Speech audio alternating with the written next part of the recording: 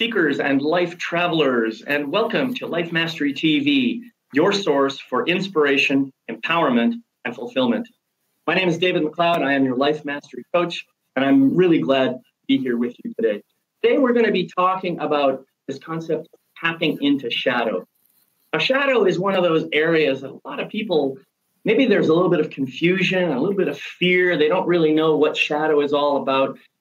But I can tell you from my own personal experience that shadow is one of the richest and most beautiful places you could ever possibly visit. There is so much to learn about yourself in that place that we call the darkness, because really it's where your true power and the true nature of who you really are actually reside.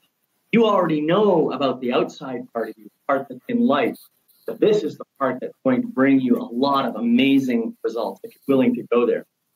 And I have a special guest today who is a certified shadow work coach, a group facilitator and trainer, and a master practitioner and trainer of neuro-linguistic programming.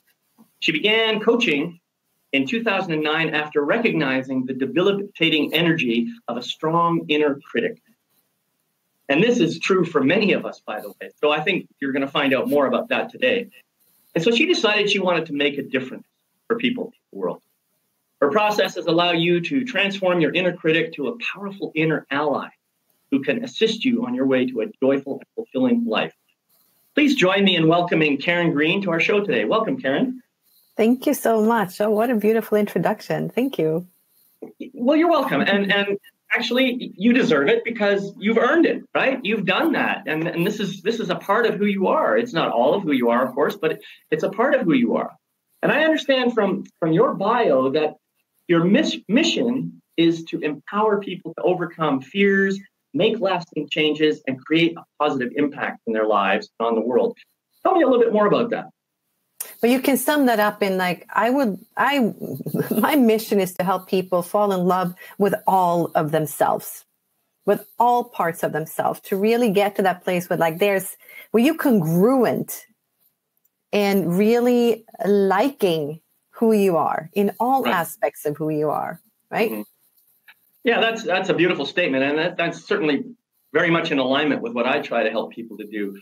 I believe in the holistic approach to, living life and trying to master all aspects of our lives. And yet there are those of us, and probably all of us, I guess, to some degree, who hold ourselves back at times, who don't show up fully authentically, who don't embrace all of who we are. Why do you suppose that is? Well, I suppose it's because we all got shadows. What do you think? Well, yeah, I think that's true. But, I mean, for people who are new to this, they may not even know what a shadow is. So how would you describe that? I would describe shadow as something that you don't know about yourself. It's like ways of being, so patterns, so behaviors that probably your family and friends can tell you about, but that you yourself are unaware of. Mm-hmm. And a lot of times we put things into shadow as we grow up. So this might be a good place to just do a little bit. What do I think about when I say shadow? What do I see that as? And if you think about when you're born into this world, like you are born in a way where you can express everything that comes through you. All ways of being is available to you. Like whatever happens inside your body, you can just express it, your needs, your wants. You have no shame. You have no judgments about whether your needs are appropriate or not. You just are. So that is like being able to have access to all ways of being. And then as we grow up, we are kind of learning that there's certain ways of being that's not acceptable. Mm-hmm. There's certain needs or desires that we have that are not okay in our society. And so we start to make decisions, and these are decisions that we make on a subconscious level.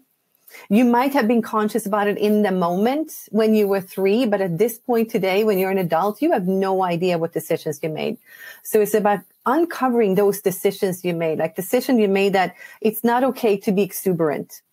Because maybe you grew up in a family where you've had parents that just couldn't handle it. Or maybe it's not okay to like show you anger, right? You get angry at your little sister and you hit her over the head and you find out that that's not okay. Right. So maybe you put your anger or your ability to set boundaries for yourself, you put that into shadow. And I think of it as like the shadow bag. Like I take my ability to be angry and I put it in a bag behind my back. I'm not going to be angry. I'm not going to have opinion because maybe I was really shamed for having the wrong opinions. So I'm just not going to express my opinion. And then we at one point find ourselves in our adulthood having access to not so many ways of being. Right. Like we lose access to maybe like we put anger into shadows. We lose access to our ability to set boundaries. Maybe we put our judgments into our shadow bag and we lose access to being able to discern, to have discernment. Right.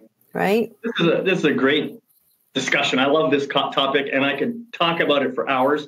And what I was going to say is the way you describe it, that's very much in alignment with what I've read in Robert Bly's book, a little book on the human shadow. And he talks about this shadow bag. And he also talks about when we're born, we start out as like a 360-degree being. In fact, I like to think of it as a circle this way, so people can see it. And then as you're making decisions about aspects or qualities or any kind of part of yourself that you might decide, oh boy, I got to watch out about showing that thing because mommy doesn't like it or daddy doesn't like it or my teacher doesn't like it or somebody doesn't like it. And my job here is to please everybody. You know, that's the kind of story that we tell ourselves. So what we do is we kind of take a little pair of scissors and we cut that piece out and we put it in the bag and we forget that it's there. But that little piece, even though it's in the bag, it still has power. And it has a lot of powers. Yeah. And sometimes it sneaks out of the bag. And that's when we start having troubles, especially as we get older and older. More and more of these pieces are sick and tired of being stuck in that bag. They want to get out and express themselves. And so they're like little kids who, when you put them to bed at night, they look like little angels when you tuck them into their beds. But the moment you leave that bedroom, you don't know what they're doing. They're out of bed. They're out in the backyard. They've climbed out a window. They're toilet papering the whole neighborhood. And everybody in the neighborhood knows who did it except you. That's really how I see shadow. Does that resonate for you? It absolutely resonates for me. And I like that, cutting that little slivers out. And I think of those slivers as ways of being that we have denied access to. And a lot of times we kind of feel some shame around those ways of being too. And it's not just our parents that makes us cut pieces out of that little 360-degree pie. It's also our culture. Our friends, peer pressure. Maybe if you're in some kind of organized religions, there's ways of being that's not acceptable. So you will also see different shadows in different cultures. That's a good point. Right? There's some ways of being that is not acceptable to us, but might be acceptable in other cultures and vice versa. Yeah, absolutely. And so when we put these ways of beings into shadow, when we deny ourselves access to it, they will leak out. And sometimes when we put them into this bag, we actually miss the bag, right? We throw them behind our back. They travel around the world and they show up in the person right in front of you, right?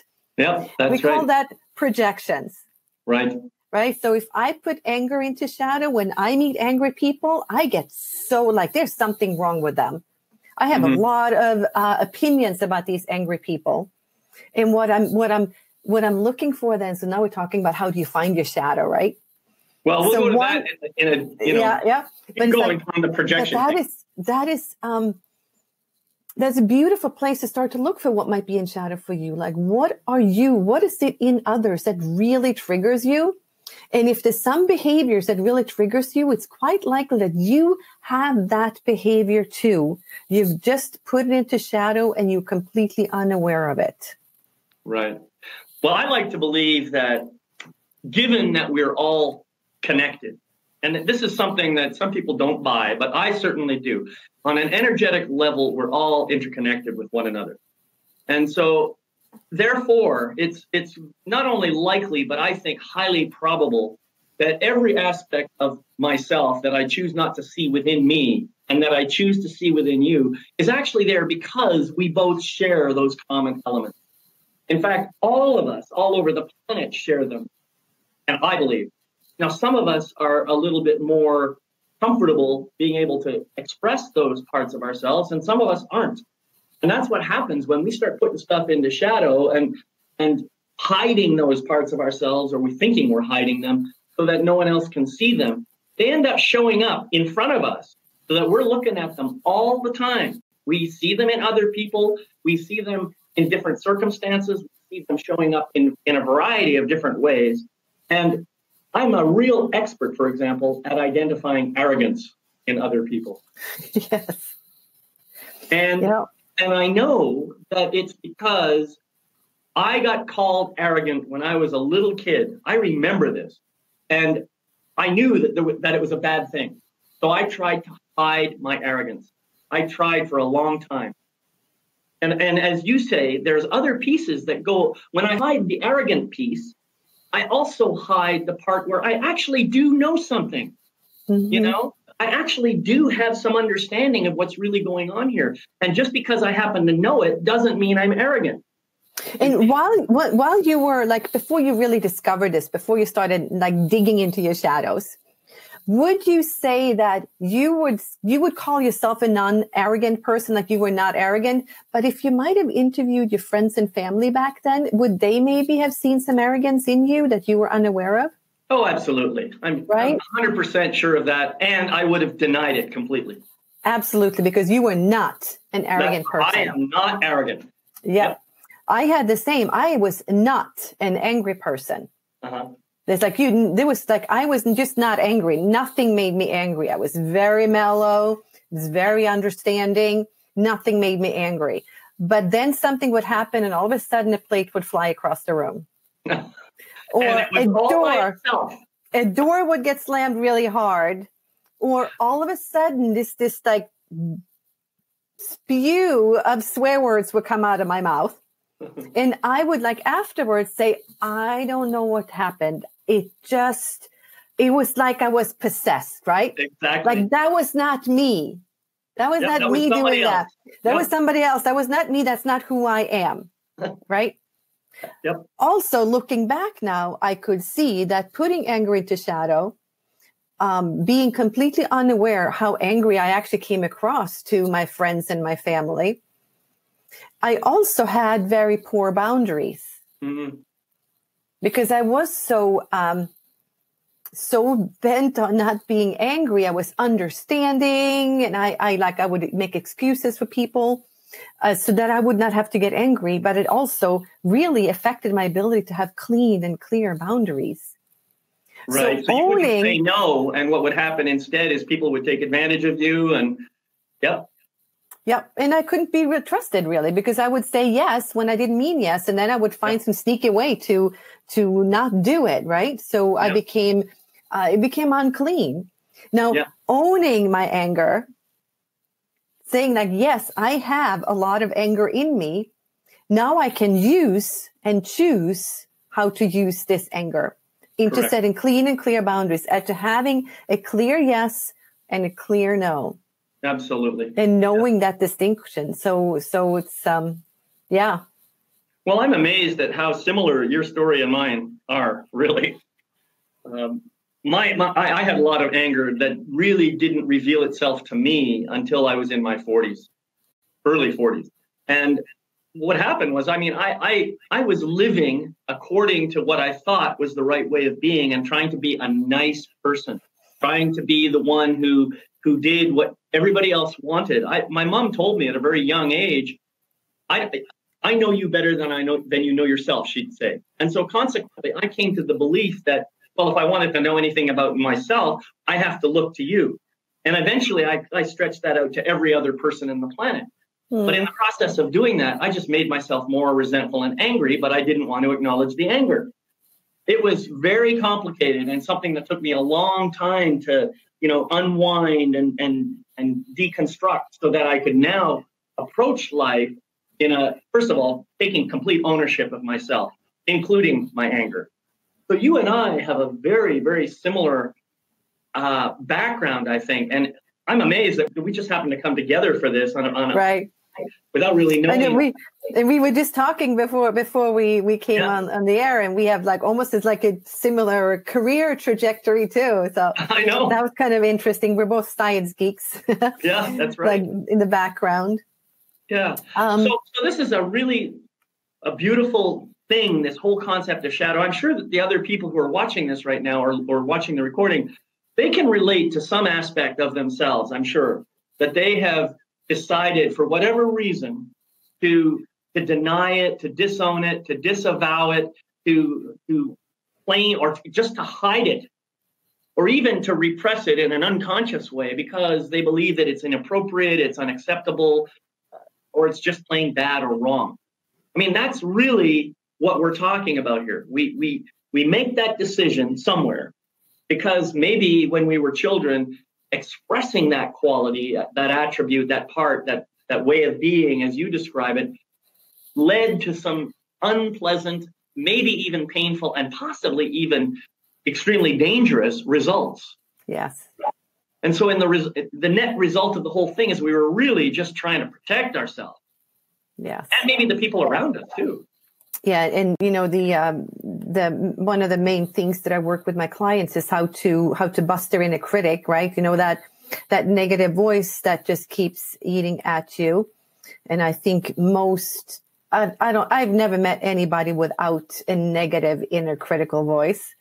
I've met people who are unaware that it is a negative critical inner voice. It's just like, oh, that's just my self-talk to keep myself in line, right? To keep myself from not doing what I'm not supposed to do to stay on a clean and clear path, right? But what we find with everyone that I work with is we go and see, well, where does that inner critical voice come from? And it always comes back to something happened in your childhood where you did or said something and you were either shamed or punished for it. And as a little child, being punished by physical abuse or by being shamed, the pain is the same. Absolutely. Like the pain of shame is tremendous for a little child. Right. So when that happens, there's a part of you, there's like a protecting part of you. It's almost like there's a part of you that steps outside and says, I am going to make sure that never happens again. I'm going to have radar for when that can happen. And if that happens, I am going to make sure that this little one here, does not do or say what they just did that got them so hurt. And when you're a little child, this part of you really helps you to stay safe. Mm-hmm. And I can't tell you how many people, when I interview this part, when we talk about this part has helped them stay alive. Yep. Help them from going insane. Keep them from having a mental breakdown or from killing themselves or actually being killed if you have a raging parent that can't control themselves. So this protector has served a really good purpose. And then as you grow up and grow older, this part doesn't recognize that you are now a mature human being, that you're a mature adult. It is still protecting you as if you're still a little child. Right. So part of the work that I do is to kind of upgrade this inner critic. And often we call it a protector in the beginning. It often gets corrupted. And now it just becomes a real nasty critic to keep you safe. And the thing here is that this part of you doesn't care if you're fulfilled or if you're happy. All it cares about is that you're safe, that you're not experiencing pain or shame. Right. And once this part recognizes that by holding you shackled, by kind of protecting you the way it's protecting you, it is actually causing you pain. Mm-hmm. They tend to melt away. They tend to go like, oh my God, I'm so sorry. Or even turn into an inner ally. Right. And turn into somebody that can actually help you find your inner power, find your inner guiding light. Yeah, that's beautiful. Yeah, we all have an inner risk manager, protector, whatever we want to call it. Some people might think of it as a guardian angel, whatever. And I think that you're right. It starts out with a pure intent of just keeping us safe. And then as time goes on, it kind of forgets what its original job was, and it forgets that you're growing up and all these things. So it becomes more of an anchor than an angel, So, well, yeah. It's a part of you that reminds you, like, don't be too loud, don't have opinions, don't be angry, don't cry, Mm-hmm.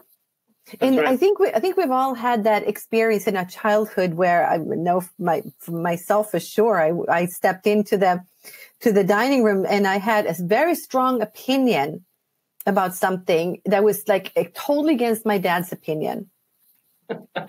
Right? So I remember not being able to argue my opinion with my dad because I was like, 7 or 8? I just did not have that. Like, I know in my body that what I knew was right, but I couldn't articulate it well enough. So that he won. His opinion won. And I remember running into my bedroom, being so angry with myself for not knowing more. Like I was like, it was like I was beating up. Like, I can't believe I was so stupid to speak my opinion in front of my dad. And I was like beating up on myself from what I just did. Right. So that's part of what we put into shadow too, is like our anger with ourselves for just being a kid. Right. Yeah. And I can relate to that too. I mean, yeah, in my case, the opinion buster wasn't my dad. It was my mom.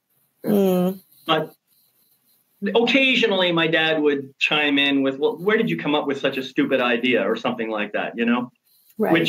What a great way to shut down the idea, But so we've been talking a lot about, the whole concept of where shadow comes from and how we grow up with it and so forth. One of the things that I have learned in my life is spotting a shadow is not as easy as one might think. Primarily because shadows are mostly in our unconscious mind. They're behind us. But the interesting thing is, I like to look at it this way, and you can probably appreciate this metaphor as a scientist. Quantum physicists are always looking for those tiny little particles. And what's interesting about these tiny little particles is that most of them cannot be seen in the moment. But we can always see where they've been because they leave tracks. Shadows are much the same. You may not be able to see a shadow in the moment, and until you can, by the way, but you can always see the damage that a shadow has done, and you can see the tracks that it's left behind. So you can backtrack and try to get back to where that shadow first emerged. And if you're coming from a place of love, from a place of true healing, then you can slowly find the place where that shadow likes to hang out and begin to coax it out into the open so that you can just simply love it and try to embrace it back in. Now, it does take work. It does take work. So the question is, do you, Karin, have some recommendations about how people can go about finding their shadow when they maybe don't know where to start? Well, like what you said, this first place to go is to start to track yourself and backtrack. And if you're brave enough to maybe start interviewing the people in your life about yourself, there's something that I did. It's one of the first things in my personal growth journey was to go and interview people in my life to see what do you see in me that I don't see myself.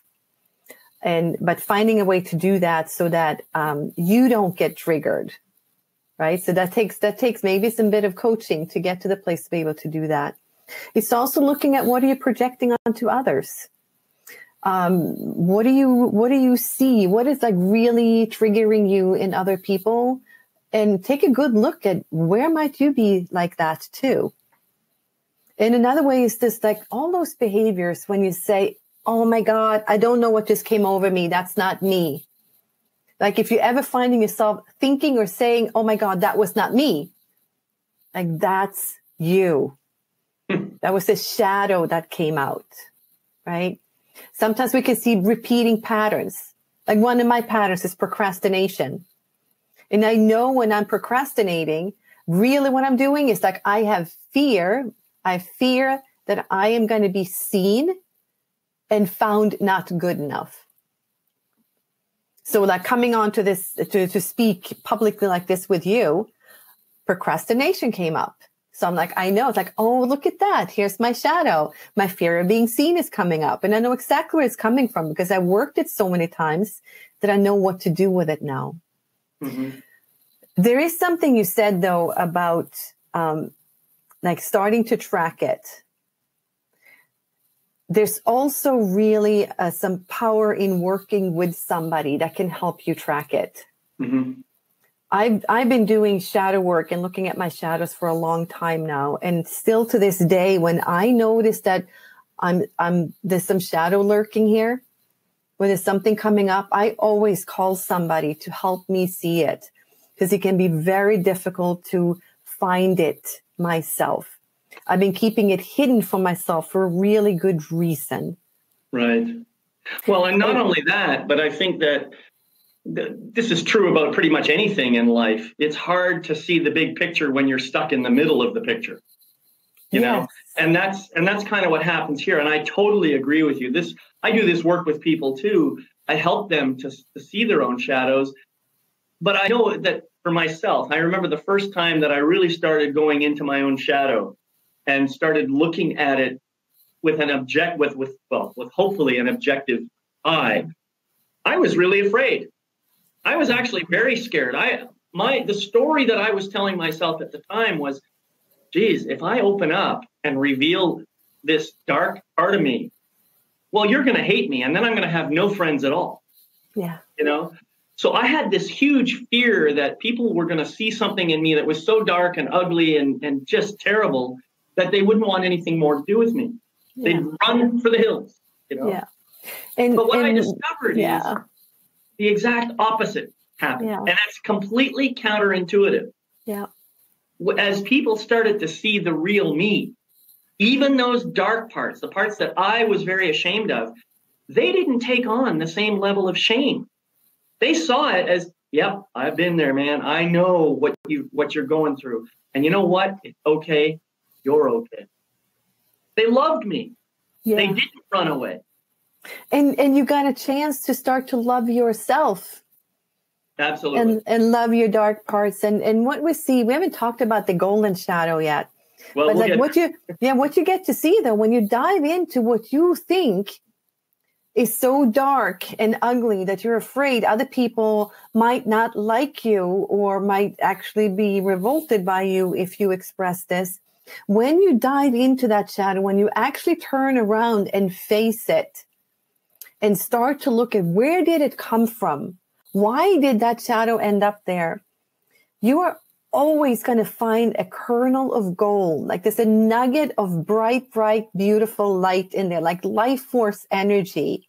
Absolutely. Like I put my anger and rage into shadow because I was so hurt by rage and by anger. And so I decided to never be like that. But what I found when I actually looked at my anger and looked at my rage was this really strong core of having clear boundaries, right? There was like a strong sense of self in there. And when I could tap into that, it was more fun to hang out with me for my friends. Yeah, they could trust me more. They knew who they was like. They had something like, oh, now we can touch you. You're not so slippery anymore. Oh, I like that. Right? Yeah, we're getting to see the real you. Yeah. Right. And that's what people want to see. You were talking a little bit about judgment there in the process. And what I've noticed for myself is when I see a person, any person, coming from a place of authenticity, even if they may believe that it's ugly or nasty or whatever, if it's really truly who they are, I find my judgments just fade away. Yeah. My judgments are really, really strong when I have a belief that you're pretending, that you're not really showing up as who you are. Yeah. That's when the judgments start to manifest. Do you find the same thing? Yep. I do too. This like once somebody starts to look at their shadows and really and embrace and love all of what they are, it's like you just can't help but love them. It's like what I say when I do my shadow work weekend. It's like people come in and they're really afraid to be exposed or show too much of their shadows. And at the end of the weekend, it's just like everybody's falling in love with each other. Yep. Right. It's absolutely. Just like when you can see somebody in that place, you cannot help but just feel love and compassion. Yeah, I've had exactly the same experience in all kinds of workshops that I've participated in, workshops that I have led. It's always amazing to me when people show up and really show up, and they put themselves fully into it. That's when magic happens. It's just pretty amazing. So you talked a little bit about the gold that is hidden away in the shadow. And I think that's an important piece for us to remember every time when you put aside, you can think of it this way. If I have this and I shine a light on it, depending on how far away that light is, I'm actually blocking out stuff on a much bigger scale. So if the light is far enough back, the size of this shadow cast by this thing is going to be pretty big. So anything behind that is going to be put into shadow as well. And that's the important thing for people to understand. And so there's a lot of good stuff around this so-called bad thing that we're trying to hide. There's a lot of really good stuff beside it that's also going to be hidden. And so the gift of going into your shadow and just finding out more about why it's doing what it's doing and how it's doing it and so forth, well, you're going to find out a lot of other great things. And that's what I think you've been alluding to when you talk about the gold in the shadow. Right. There's also, when we talked about projections, how you can, like, when somebody shows up and you just like get triggered by the way they are. Right. Right. Like it's like you projecting your shadow on them. It's the same if you see somebody who's like, oh, I really admire that person. Yeah, absolutely. Like, oh, they are such an amazing public speaker, or they are such a great singer, or I love how they express themselves, or whatever. When you really see something beautiful somebody else does, and you kind of have the feeling like, but I could never do that. Mm. Like what I say is like, yeah, you can. You got that too. It's like the saying you spot it, you got it. Like AA saying, you spot it, you got it. Mm-hmm. Whether it's good or bad, it doesn't matter. Mm-hmm. You spot it, you got it. So let's get access to that, right? Right. Yeah. And you know what else? I think really, who gets to decide what is good and what is bad anyway? You already mentioned this at the top of the show where you talked about how in one culture it's okay, but in another culture it's not. Yeah. We have that. And I think Neil Donald Walsh in one of his books, he talked about not only is it geographically different, like what's good in one place is bad in another, but over time, what's good today is bad tomorrow, or what's bad today is good tomorrow. Yeah. It's pretty interesting to me that, good and bad are just strictly judgment words. And really, if we were going to be truly honest about it, I wouldn't say something is good. I would say, I prefer that over this. That's right. What I would say if I was going to be totally honest. And if we could adopt that kind of communication style, we could eliminate a lot of judgments right off the bat. Yep. And it's like recognizing it's just energy inside of us. Like, what is this energy? How does it want to express itself? But also recognizing that we have to put certain things into shadow. Because if we express ourselves and all our desires and wants as an infant would, we would not be able to live together in a productive society. Right? So there's a reason for us there's a good reason for us to collect shadows as we grow up, so that we can fit in, so that we can become an adult, so that we can learn who we are and who we are not. It's just part of the process of growing up. Right. It's just at some point, you get to the point where it's like you notice that, ooh, there's some parts of myself that I threw out that I actually want to take back. I want to claim it back. Or I'm just not happy. Yeah. And that usually happens. Like I rarely see people coming to me that are under 30. Most people that are ready to do some shadow works have gone through that path of putting things into shadow, just kind of strive to become whoever they think they want to be. Mm-hmm. It's just part of human development. Yeah, that's a good point. That's been my experience too. Most of the people who are ready to do this work are going to be into their 40s at least. Although I have to say, I've been really impressed with my own sons who have both done a lot of this work, and even before they were 30. And I think there's a huge advantage if we can get our children to learn about shadow at an early age. I'm not going to say they don't have to do as much work as we do, but they will have a better understanding of the kinds of behaviors that they engage in, and they may be able to overcome the problems far sooner than we did as adults. I absolutely agree with you. I think I agree with you that we live in a society right now where it really wouldn't be totally safe for us to fully express ourselves. However, I want to say that I believe such a world is possible. And I believe that it's a world that's in progress right now. It's a world that we're seeing developing before our eyes. More and more people are doing this work. More and more people are doing the deep inner work that's necessary in order to learn how to fully express themselves in a safe and loving way. And that's really what I think you and I are doing as well. I think that's powerful. And I think also being able to create these containers, and I would call them like ritual containers, where you can explore your shadows in a symbolic way with no real world consequences. Right. It's a container where I can take my anger out and let it express itself, where I can beat up on a pillow or push against some resistance and let it out, because this energy is inside of us. If I have a lot of anger, to actually find a place where I can let it out. Absolutely. Yep. But create these ritual and safe containers for all of us to do this kind of work. Right. So that my anger doesn't leak out in a place where it's not appropriate. Like it's not appropriate to leak it out on my children or my husband or at work or down on the street. Right. Now you mentioned that you've got a webinar coming up, and I assume that you're going to be talking about that in more detail. When is that webinar, and how can people get signed up for that? It's tomorrow night. Mm-hmm. So Thursday night, it's at 8 p.m. Eastern Standard Time, or I guess it's daylight time. They can find it at www.shadowwisdom.com. Let me put that into the chat box. www.shadowwisdom, you said? Yep. So Shadow Wisdom. Just one word. Did that come out correct? Can you see that on the chat? I said 8 p.m. www.shadowwisdom.com. Hopefully people can see that and they can see it. Yeah, I've got my chat box open.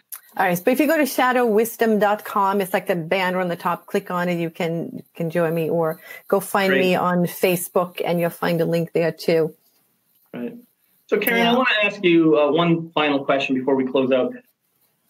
Of all the gifts that you've received for yourself in doing this work, what's the one gift that you consider to be most valuable in this moment? Wow. That is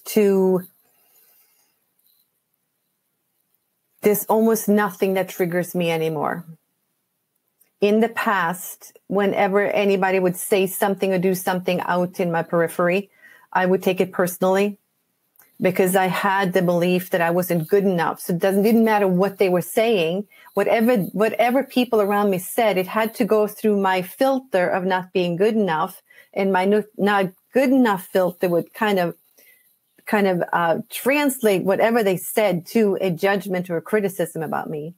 Yeah. And I don't have that anymore. It feels like I'm clean and clear. Yeah. And That's beautiful. And it allows me to be real and vulnerable with the people around me in a way that I had never been able to before in my life. Right. Yeah, that's beautiful. Yeah. I know that my core wound has always been around not being good enough, the sovereign wound. And I found that while I don't have that kind of reaction anymore, I'm not going to tell you I never get triggered. Certainly I do. I'm a human being. But I'm able to deal with my triggers much more maturely now. I'm able to handle them, usually without causing any pain for other people. Sometimes I still react. If you light a match enough times, if you scratch it, you're going to get a little bit of burn, and it hurts sometimes. So yes, I do react, but I generally, when I realize that I've reacted, I'm able to get back to a centered and grounded state and take full responsibility for my reaction. So that is a huge gift that I've gotten out of doing deep shadow work. And I really appreciate it. Yeah. There's one thing that came to mind, and that is fear. Fear has always stopped me. Mm-hmm. Fear comes up and I'm like, okay, I'm not going to do that. And today I use fear as like a light post, like a guiding light. Like if this fear that comes up, it's like I lean into it. I'm like, all right, that's what I'm going to do.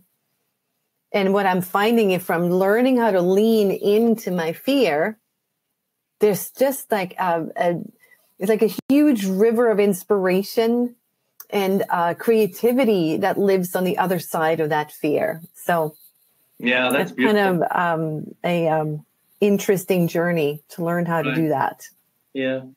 That just reminds me of the story of the gazelle and the lion, or the lions, I should say, and all of the gazelles. The lions like to hunt gazelles. It's just pretty normal. I mean, that's what they do. And but gazelles are fast and they're pretty smart. And so what happens is, the gazelles can probably outrun the lion, no problem. So what they do is they guide the gazelles into a kind of a narrow. The young lions are back there chasing the gazelles and leading them into this place, if you like. And just beyond, there's a bush there, and that's where the old lions hang out. The old lions don't like to do the work of hunting, you see. And so they're approaching this place, and what happens is the big lion, or the old lions behind the bush, jump up and they growl, and of course this frightens the gazelles. And they turn around and run right into, guess what? The danger that they were trying to avoid in the first place. Well, the thing is, old lions aren't very good hunters. And gazelles are pretty smart, and they could figure this out, but they're too busy responding to their fear. If, like you, they lean into their fear and go ahead, they can jump over those old lions and get past them, and they're safe. They would find a creative way of bypassing it because the old lions couldn't chase them at all. So, I mean, it may be a bit of a graphic example, but it just, if you're feeling fear and you run into the face of fear, obviously some dangers are things that you really do want to avoid, but usually going into that fear, most of our fears are irrational and unjustifiable. It's like if you have fear from answering your phone, right? Then it's like that's an irrational fear because there's nothing your phone can do to hurt you. Right. If you have fear to speak up in a conversation, it's like that is maybe something you want to look into. If you have fear from climbing to the top of a tree, maybe you should listen to that fear and not climb to the top of the tree. Right. Right. Right. So there's times when fear serves a purpose. It's all those other times when fear it's when this is not a rational fear. Right. Well, let me lean into it. Sometimes I call it. Sometimes I think we just we call it fear when it's actually discomfort. Yeah, that's right. Yeah. Yeah. Uncomfortable does not mean unsafe. That's right. Yeah. Yeah. David, I noticed you missed, or Debbie saw that you misspelled the website. It's Shadow Wisdom. You missed an M at the end. Okay. Well, I apologize. We've said it. We said it. They got it. You see the chat on the recording anyway. So as long as we say the name shadowwisdom.com, that's people right. will figure out how to get there. Well, listen, Karin, it's been a real pleasure. And as I said, I mean, I can feel like I just keep this conversation going because I enjoy it so much. And I think it's a really important topic. And I'm going to have many more opportunities for us to discuss this in the future. So I just want to thank you for being here and thank you for sharing your beautiful heart and your wisdom. And I'll make sure that some of the people get to your webinar tomorrow. Thank you. So, this has been a pleasure. Fun talking to you. Yeah, great. And meanwhile, I want to say thanks to all of you for participating in today's program. Remember, you can watch recordings of this and all other previous shows on my website at lifemasterytv.com. That's life-mastery-tv.com. As you go through this coming week and following weeks, please remember the Life Mastery mantra. I think it's an important tool to help you continue to grow. Gratefully forgive the imperfect being that you have been in the past. Gratefully accept the magnificent being you are right now. And gratefully welcome the evolved being you are becoming in each new moment. Love, light, and blessings to you on your journey. I'll see you the next time on Life Mastery TV. Bye-bye now.